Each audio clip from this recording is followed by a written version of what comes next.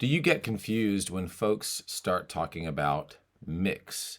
Like there's a secret society of the very few who get the secret recipe and therefore are initiated into the inner circle of vocal agility and ability. Have you attempted to follow a coach's well-intentioned advice and just mix, only to find that your voice wants to hover in your head voice with no ability to add body to your sound, or it's like your chest voice reaches up from the depths of the earth and just grips your registration? Or maybe you experience a lot of cracks and instability when you enter transitional zones and try to coordinate this mix everybody is talking about. I've had these questions and suffered from these registration conundrums and still navigate them in my singing. And I've wondered, what exactly is mixing? Is it a cup of head voice and 3/4 of a cup of chest voice with a teaspoon of salt? But how do you get these ingredients together? Where's the whisk? Hey there, if you're new here, my name's Dan Calloway. I teach musical theater voice and vocal pedagogy at Boston Conservatory at Berkeley. More than 25 years kicking around on equity stages and more than 15 years helping singers get to work on Broadway, national tours, regionally and around the world, and I am very glad you're here with me today. So what is a mix? The term, like most words referring to any event in singing, can mean different things to different folks, but here is a very simple explanation. The word mix comes from teachers and folks studying the voice many years ago. You can do a deep dive on this. There is plenty of information available for free if you conduct a targeted search. But what early teachers perceived was that there was a way of producing the voice that made distinct vibrations in the chest, usually lower sounds, and there were other ways of singing or vibrating the voice that made vibrations happen primarily in the skull. Usually these were higher sounds. So fast forward many years and you have the terms head voice and chest voice that we often use today. These terms simply define vocal registrations that have sympathetic resonances in particular places. So that means the way your vocal folds are vibrating make different parts of your body also vibrate in varying ratios. If you just put your hand on your chest, and right now I'm speaking, I can feel my chest vibrate, but if you just put your hand on your chest and say, hey, in a comfortably low frequency for you, you're going to feel vibration in the chest. Hey! If you put your fingers gently on your forehead and skull and gently hoot like an owl, yeah? Woo, woo, woo. You're going to feel subtle vibrations there in your cranium.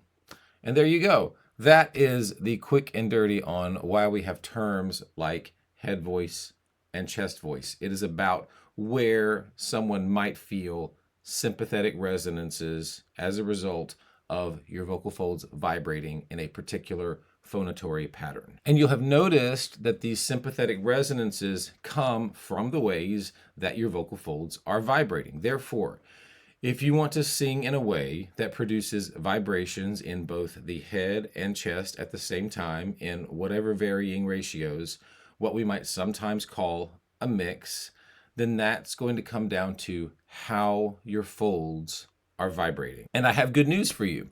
I'm going to tell you how it works in simple terms, and I'm going to teach you a few ways that you can develop balance, ease, efficiency, and confident coordination of your registration so that you can choose any point along your individual mix continuum and make sounds that feel satisfying and authentic to you. First, let's help you get your bearings. So we'll start with your chest voice, or as I like to say, mode 1. So the mode terms come from recent research codifying registration from modes 0 to mode 3. So mode 0 is fry or pulse, fry, where the body and cover of the folds are both loose and just a little bit of air bubbles through. Mode 1 is what we often refer to as speech or chest voice. So this just means that the body of your thyroarytenoid muscles, the body of your vocal folds, are engaged and vibrating, giving your voice a more robust contact. Therefore, both the body and the cover of the folds vibrate together. And it also creates a certain depth of frequency because you have varying levels of vibration happening at once because of the miraculous structure of your vocal mechanism. When you get to mode 2, there's 2, we often call that head voice. So this means that the thyroarytenoid muscles are allowed to loosen as your folds stretch into higher frequencies. So there's not as much vertical phase happening, which means that there isn't the same actual depth of vibration in your folds because the body of your vocal folds are not interacting as robustly. So it's a thinner contact. So you may hear teachers describe this as thin fold. So, and I'll demonstrate sounds later. Here you have mostly the upper edges of the folds vibrating. It's literally a thinner vibration. So you have a different resonant quality to the sound. And sympathetic vibrations are going to happen higher in your head. And then there's mode 3, which is whistle, which is outside the scope of this video and still has a good amount of mystery about its function. But think Mariah Carey, that's whistle register, or I can accomplish I don't know if I can today. If I can do reverse inhale, sometimes I can whistle like barely today. That's sort of like a whistle event. But it's consequently, reverse phonation is actually a very therapeutic practice. So I'm still getting over some laryngitis, so maybe I need to do some more reverse inhalation therapy. So returning to chest. Hey! If you don't take anything else away from this today, this is one thing I want you to understand about your voice.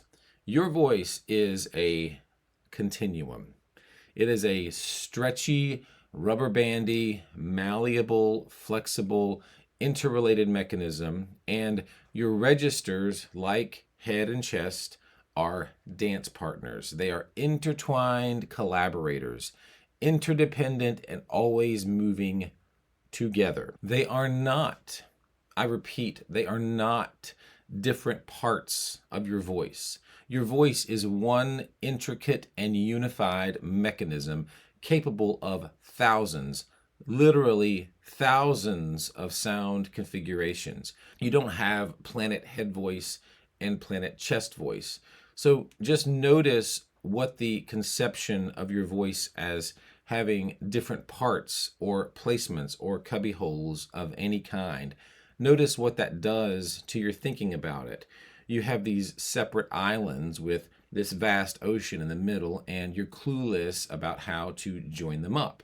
So when you realize your head voice and your chest voice live inside the very same mechanism, you can start letting them play together right away. So now let's play with modes 1 and 2 together for a while. And I'm confident you're going to see what folks are calling a mix is a lot less complicated than you may have thought. Okay, so if I say, hey, look out! Or if I say, hey, look out. Or if I say, hey, look out. All three of those are in mode 1. All three of those use the body of my vocal folds. The thyroarytenoid muscles are engaged in some way and providing some vertical phase body to the voice. So real quick, listen to the distinction. Mode 1, hey, look out. Hey, look out. And mode 2, hey, look out. So you can hear that clear distinction between registers and vibration patterns. And again, if you just feel your chest and head as you make these different sounds, hey, hey, you'll feel the different resonating ratios. The thing to understand is that when you're singing, you're mostly going to be in either mode 1 or mode 2. And it's the variations within these modes that produces what we call a mixed sound. So if I begin in mode 2, so if I make this sound on, it can begin in a very thin production, and then I can thicken it through different means. So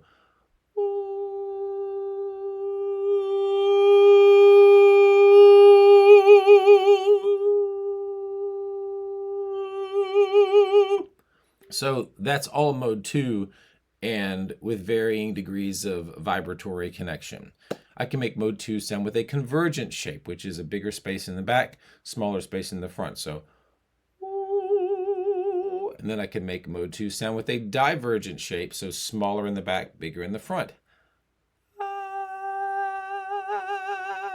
You can sail high into a very acoustically boosted, sharp sound in the higher range. Let's see if I can do that today. If I go, that is also mode 2, all right? So all of those sounds are mode 2. All of those live in mode 2 head voice. And you'll notice they all have different characteristics. And a term that Complete Vocal Technique uses that I love, that term is density. You can have a low density mode 2, or you can add density to your mode 2. All of these noises live inside mode 2 or head voice, and they are shaped by your vocal tract, by how much vocal fold is vibrating, and by your airflow. So one quick and easy way to find your way into mix is to increase and decrease the density inside the mode as if you're playing with an EQ dial for your voice. So I can take an E vowel, let's say I can start an E vowel, start quite low density, and then increase the density. So I'll do it with a sort of vernacular tract shape, since this is the place where a lot of mixing is asked for in musical theater especially. So if I go,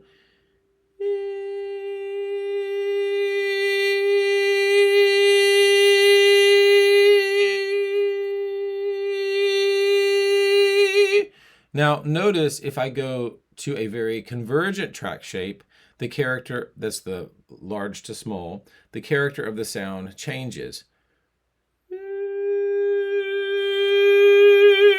But the phonatory event is quite similar. So remember your tract shape, so between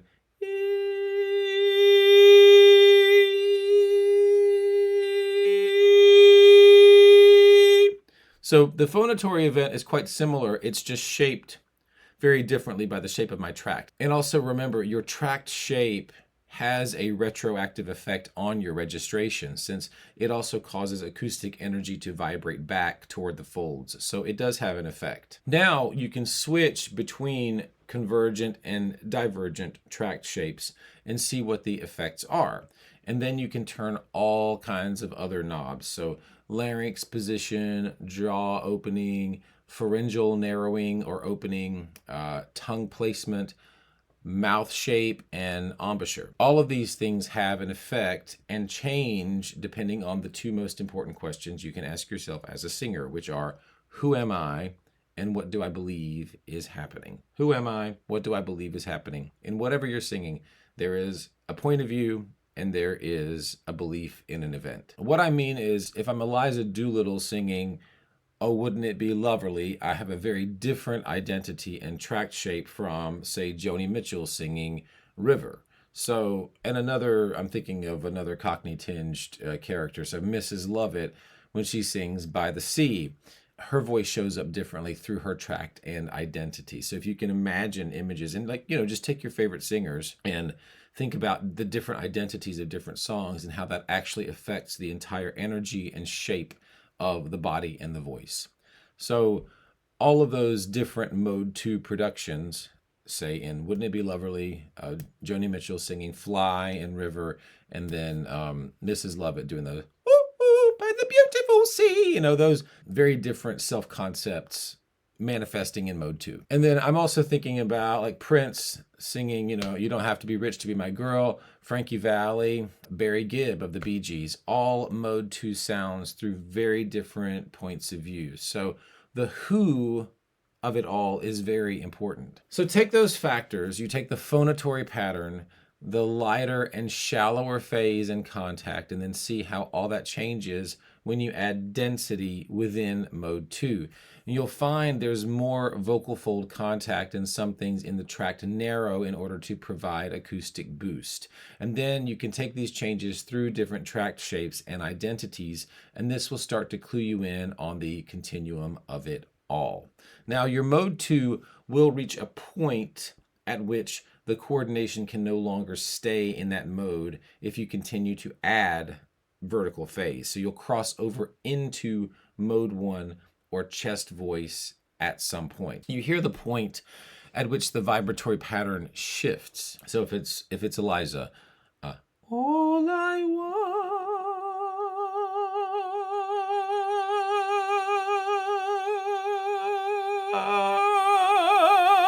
You can hear my little when it goes over to mode 1. My voice will come back one day, please. So you'll hear the point at which the vibratory pattern shifts, and then I'll enter into a deeper vibrational phase. So it's more speech-like, and the resonance shifts into chest voice, okay? So again, with mode 2, all kinds of variations. I mean, if I'm...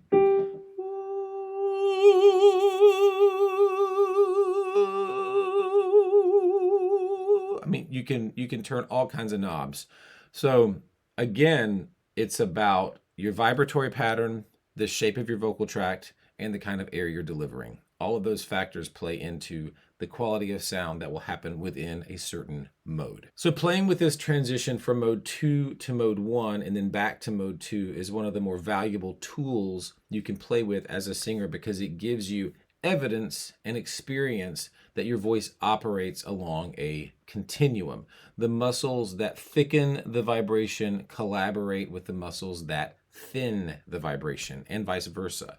They're developing a weight-sharing dance where they hand off responsibility in a seamless. So I'll bridge from mode 2 into mode 1, and you can hear and feel when I enter the doorway of mode 1. That doorway location is a terrific spot to explore and get to know, because it's going to inform you as to how efficient and balanced your mode 1 can be. So how little vibrational contact is actually necessary to let through a balanced and efficient sound. So again, like mode 2, your mode 1 has all kinds of terrific possibilities. So I'll bridge from mode 2 into mode 1. If I go, or I'll do it here. Might be a little better today.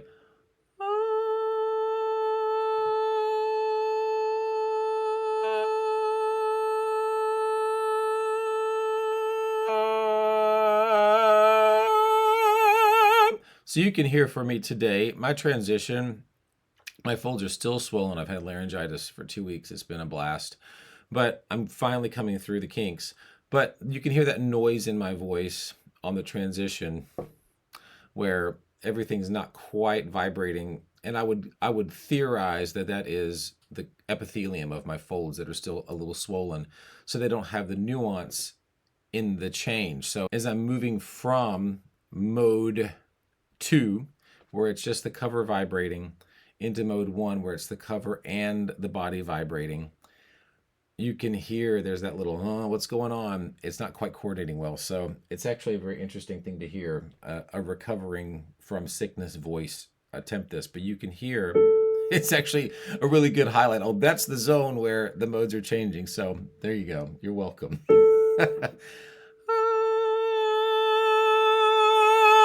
Now, I moved my tongue and shaped my tract to sort of like cover over that this time, but you can feel.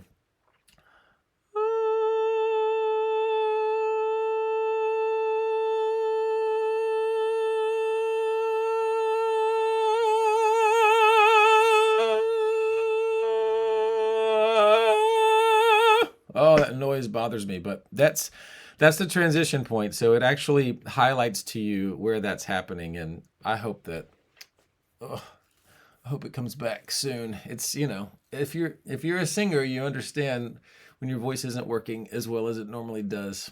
It plays with your brain. So you can hear and feel when I entered the doorway. You could really hear it on this of mode 1. So that doorway location is a terrific spot to explore and get to know, because it's going to inform you as to how efficient and balanced your mode 1 can be. So that's how little vibrational contact is actually necessary to let through a balanced and efficient sound. So again, just like mode 2, your mode 1 has all kinds of terrific possibilities. So you can have a very low density mode 1, like someday when I'm awfully low, all the way to your more intense sounds that have a lot of body and robustness. So I was just thinking of Mrs. Lovett, so now I'm thinking of Sweeney. So like in Epiphany, when he's like, he's the depth of rage, you know, he's really blown up. So they all deserve to die. I think that was the right melody. So it's a similar track shape there. Someday they all deserve. My larynx is sitting a little lower there, but it's a similar track shape and just very different phonatory patterns. Then when tract shape shifts, you also get different outcomes. So if you move to a more divergent shape, so I'm thinking, I've got Billy Joel in my head now. If I've got like, slow down, you crazy child, or like Brandy Carlisle, all of these lines across my face. Those are two more divergent shapes that are coming through. So truly thousands of examples you can listen to, and you'll start to notice these factors. You'll start to ask yourself, wait, what's the mode? Is that mode 1 or mode 2? What's the density of that mode? And how is that shaped by vocal tract? So now that you've got these questions cooking, you can start to play with the wide continuum that exists in mode 1. So what if you were to take Billy Joel's vocal image? So let's use the opening line of She's Got a Way. She's got a way about her. So you might take it at that level of intensity. She's got a way about her when you sing the song, but then you can explore the continuum. You can take it denser, yeah? She's got a way about her. And then the other direction toward the doorstep of mode 2. She's got a way about her. You can play this game with any song. So like, so there's mode 2, right?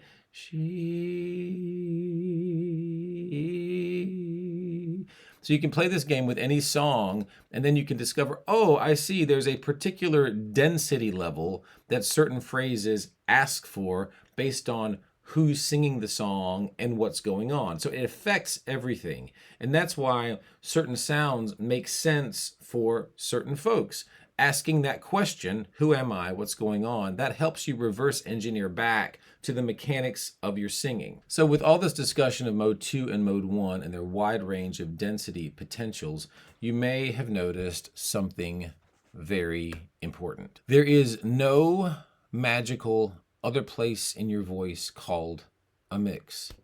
When it comes to what you can experience or share as a mix, you have two mode options. You have mode 1 chest and mode 2 head, and their varieties of phonatory patterns and vocal tract shaping.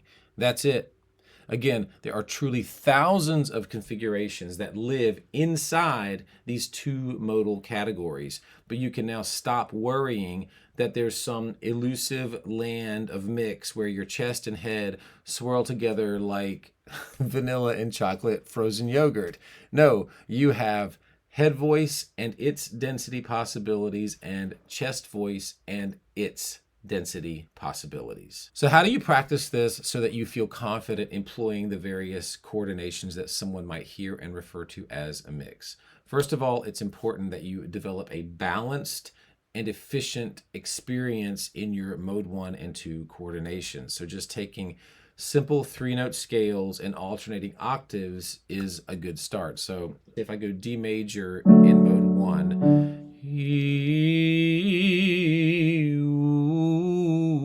and then I move an octave higher in mode 2,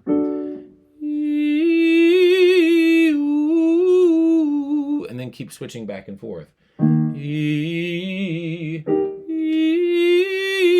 and so on. You'll want to feel vibratory balance, gentle ring in your tone, and no audible air in these configurations, really. You want a good air speed to vocal fold closure cooperation here, and pharyngeal softness to accommodate good resonance. Then you can start to play in your middle range, singing the same pitches on both modes 1 and 2. So vowels like A and A are great for mode 1, and vowels like oo and e are terrific for mode 2. So A, A, E, oo. So perhaps A major is a good middle place where most voices can sing both mode 1 and 2. So You can do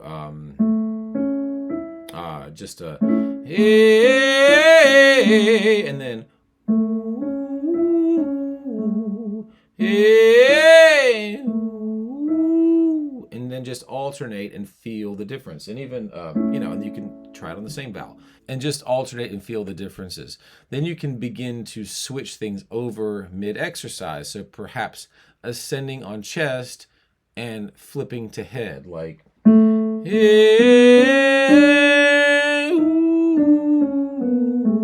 and opposite, maybe you ascend on head and switch to chest on 5, yeah?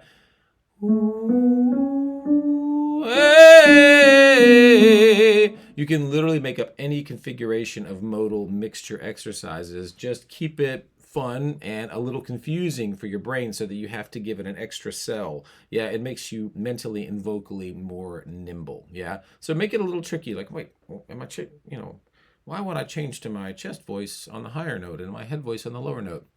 It's just good sort of like brain crossing exercises. And then there's the modal Messa di voce that I love to do. So singing the same pitch, let's say on A, beginning in mode 2 and then transitioning into mode 1 and then back to mode 2 again. So like that.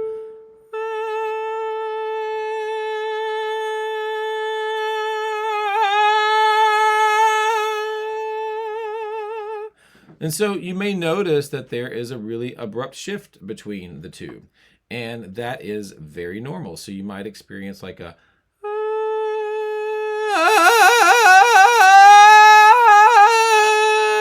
it might wobble and crack and even get some noise in it, like my recovering folds have in them right now. So that's normal. Just observe where they happen and let them happen. Let them happen. You want you know how I said earlier that your voice is actually affectable, or there's a retroactive effect of the vocal tract. If your voice is able to wobble and respond in response to the way your tract is shaped, which often happens when you have little wobbles and cracks like that, that's actually a good thing. It means that your voice is able to be affected. You're not muscling it so hard that it's like impervious to influence. And so after you do this exercise a few minutes at a time over the course of a few to several weeks, you will notice that the thinners and thickeners start to hand off phonatory responsibility a little more smoothly. So be patient with it and just do the exercise for the sake of exploring what your mode 2 and mode 1 coordinations feel like, how they're similar and how they're different.